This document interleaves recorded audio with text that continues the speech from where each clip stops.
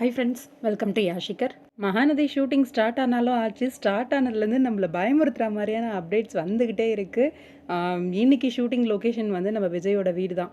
விஜயோட வீட்டில் ரொம்ப பெரிய ஒரு ஷாக்காக என்ன அப்படின்னா, வெண்ணிலா இருக்காங்க. எஸ், வெண்ணிலாவை கூட்டிகிட்டு வந்துட்டாங்க. என்னடா இது சோதனை, வெண்ணிலா வந்து விஜயோட வீட்டில் இருக்காங்களே.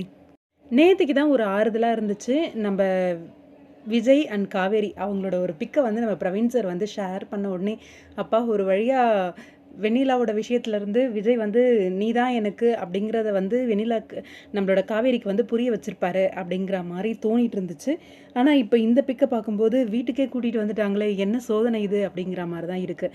இங்கே கங்காவும் கூட தான் இருக்காங்க. நம்மளோட காவேரி அண்ட் வெண்ணிலா 2 பேருமே இருக்காங்க. இதுக்கு மேலே நம்மளோட காவேரியை வந்து அந்த ஸ்மைலிங் ஃபேஸோட பார்க்குறது வந்து ரொம்பவே கஷ்டமாக தான் இருக்கும்னு நினைக்கிறேன். ரொம்பவே சோகமாக, ரொம்ப கவலையோட அவங்க எப்படி இருக்க போகிறாங்க இதுக்கு மேலே ஒரே வீட்டில்.